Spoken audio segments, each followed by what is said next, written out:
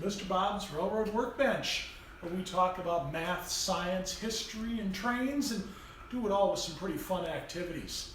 Hey, I'm Bob Wattenberger, Mr. Bob, Education Director for the National Railroad Museum. If you're watching us today on Facebook Live, well, feel free to type in a question if you would like. We'll answer those after today's segment. If you'd also just like to type in and let us know who you are and where you're watching from, that would be fantastic as well. Make sure you like the National Railroad Museum's Facebook site. Today I want to introduce you to an ancient invention, the Archimedes Screw. Archimedes was a scientist and mathematician living in the 2nd century BC on the island of Sicily. And he was, by all accounts, a brilliant scientist and mathematician. He was way ahead of his time in some of his inventions and his mathematical hypotheses.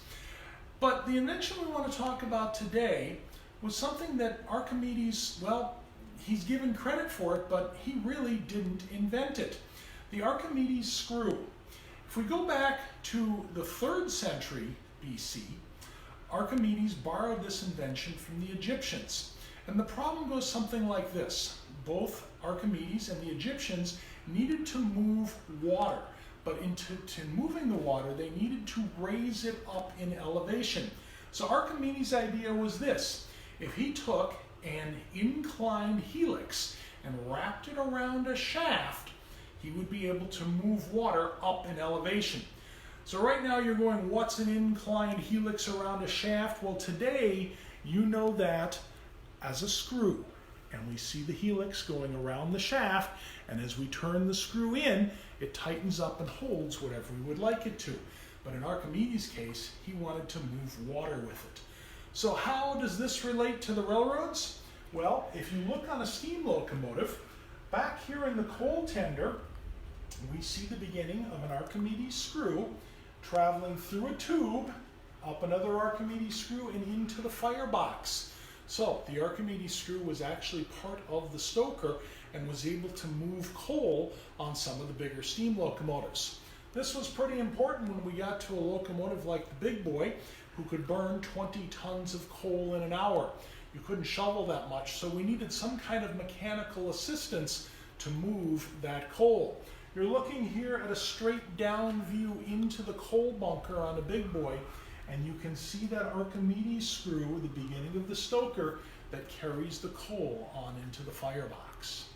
Now, I have an experiment for you today where you can make your own Archimedes screw and see how this works. There's a few things that we need to gather up in order for you to do this.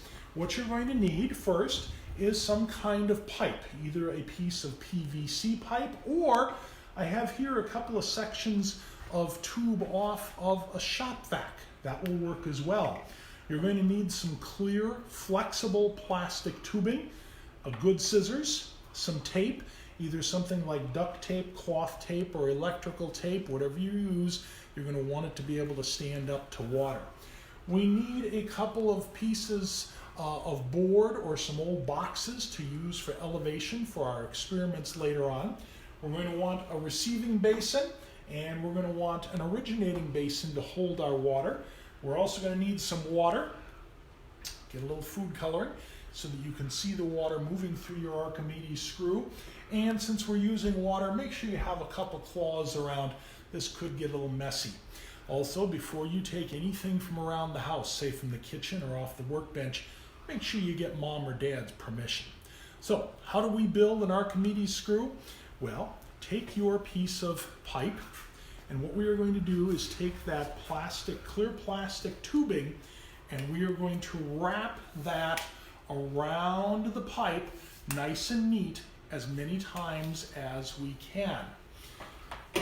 Make sure you tape both ends, and what you're going to end up with is something that looks like this. About a 1/4 inch sticking out on one end so the water can come in. Nice neat loops around the plastic pipe. Leave a little bit on the other end sticking out so that the water can discharge into that catch basin. So let's set up our experiment. We want to get a couple of boxes in place. so that we have an elevation that our water can travel up to. We want to put a catch basin up there. Our originating basin down below, we'll put some water into that. Add in a couple drops of food coloring. This way you'll be able to see the water moving through your Archimedes screw.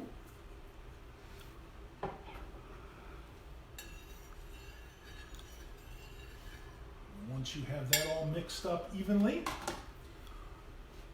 take your Archimedes screw,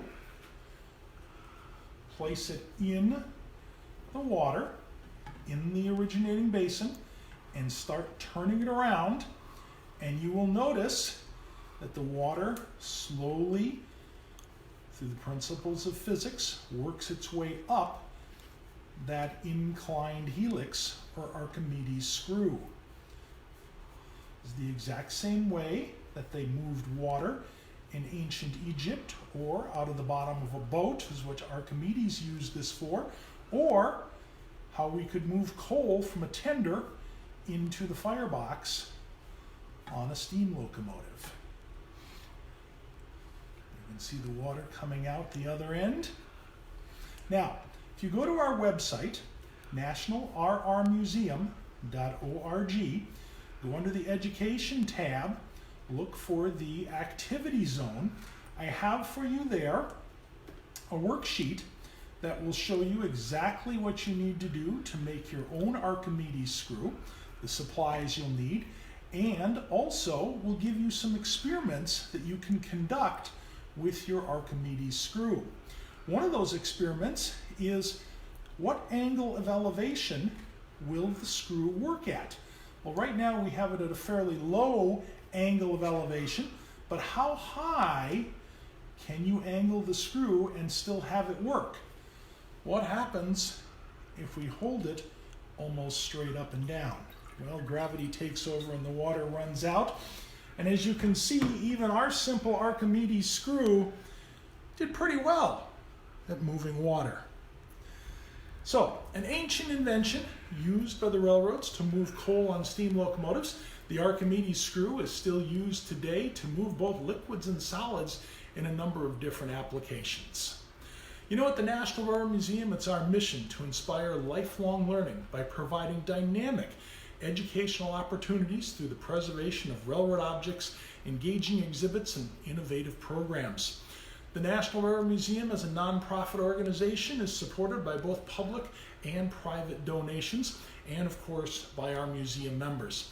If you'd like more information on how you can support the National Railroad Museum, be sure to visit our website, nationalrrmuseum.org.